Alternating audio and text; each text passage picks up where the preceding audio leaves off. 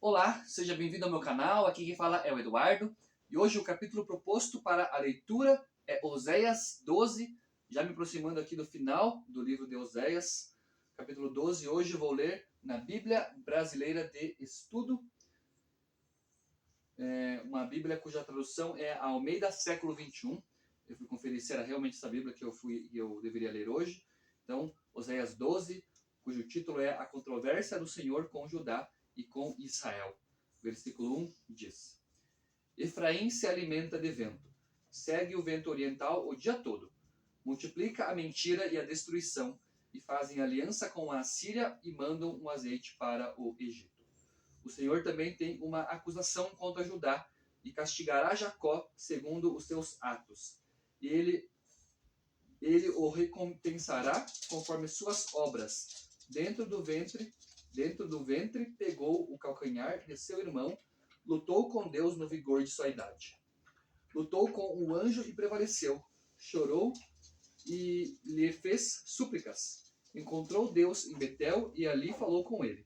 Sim, o Senhor, o Deus dos exércitos, Senhor é o seu nome. Portanto, converte-te a teu Deus. Pratica o bem e a justiça e espera sempre em teu Deus. Como mercador, ele te balança, enganadora nas mãos e ama a opressão. Diz Efraim, certamente me enriqueci, adquiri para mim grandes propriedades. Não encontrarão mal nem pecado algum em mim, em todo o meu trabalho. Mas eu sou o Senhor, teu Deus, desde a terra do Egito. Ainda te farei voltar a habitar em tendas, como nos dias da festa solene. Também falei aos profetas e multipliquei as visões. Usei de parábolas pelo ministério dos profetas. Gileade não é maldade? Eles são inúteis. Sacrificam bois em Gilgal. Seus altares são como montões de pedras nos sulcos dos campos. Jacó fugiu para o campo de Arã, e Israel serviu em troca de uma mulher. Guardou o gado por uma mulher. Mas o Senhor fez Israel subir do Egito por meio de um profeta, e ele foi preservado por um profeta. Efraim provocou-lhe a ira com muito amargor. Portanto, o seu sangue cairá sobre ele, e o seu Senhor fará cair o seu desprezo sobre ele. Leitura de Oséias capítulo 12. Separei aqui alguns comentários. O primeiro deles na Bíblia King James atualizada. Diz que parábolas ou símiles eram tipos e ilustrações, todos recursos didáticos usados pelos profetas do Antigo Testamento e por Yeshua, Jesus, no Novo Testamento para ensinar, advertir e orientar o povo, contudo sem grandes resultados diante de seus contemporâneos, espiritualmente tapados em relação à voz do Senhor.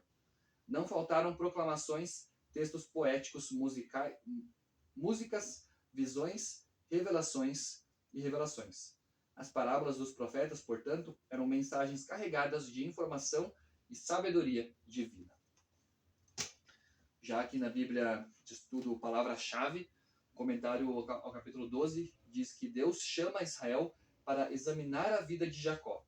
A expressão, e pela sua força ele se ouve com Deus, se refere à tentativa de Jacó de usar a sua força física para obter a bênção do Senhor. Isto ficou evidente quando ele lutou com o anjo de Deus em Peniel.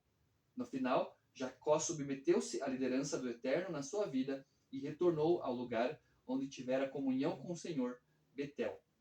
A tenacidade de Jacó, ao desejar a bênção divina, era o que o Senhor desejava que Israel aprendesse com o exemplo de Jacó.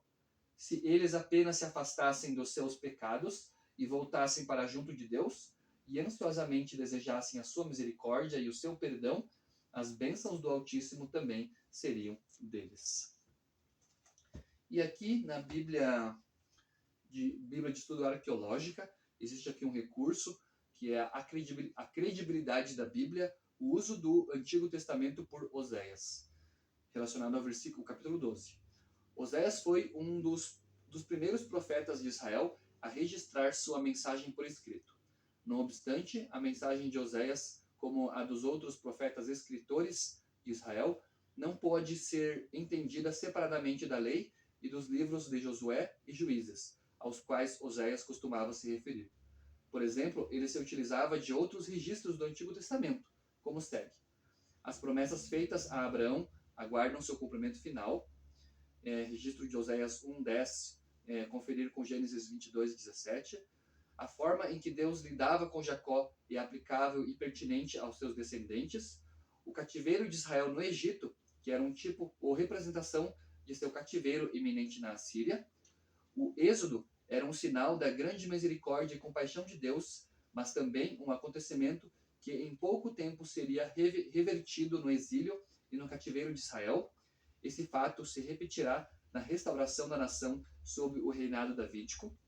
Os 10 mandamentos eram as regras fundamentais pelas quais a nação deveria viver e pelas quais seria julgada. A aliança entre Deus e Israel, que era fonte de grandes bênçãos, mas também traria maldições sobre os que a violassem.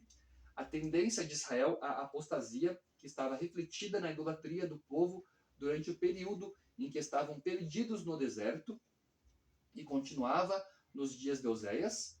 A cidade de Gibeá, que era um exemplo notável de maldade no passado, e nos dias de Oséias também.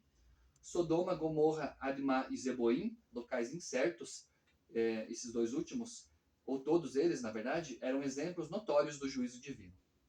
E o texto continua. As alusões de Oséias a Gênesis, por meio de juízes, são significativas. Em primeiro lugar, estabelecem o fato de que esses livros já existiam na época de Oséias, no século VIII a.C. Muitos estudiosos alegavam que foram escritos no século VI a.C. ou mais tarde. Em segundo lugar, a interpretação que Oséias dá a esses livros nos ajuda a entender a aplicação que se dava antigamente ao texto bíblico, que por sua vez nos oferece uma compreensão melhor sobre a maneira em que o Novo Testamento interpreta o Antigo Testamento. Essa daqui então foi a leitura de Oséias capítulo 12, juntamente com alguns comentários relacionados a esse capítulo. Agradeço por você estar me acompanhando, fique com Deus e até o meu próximo vídeo.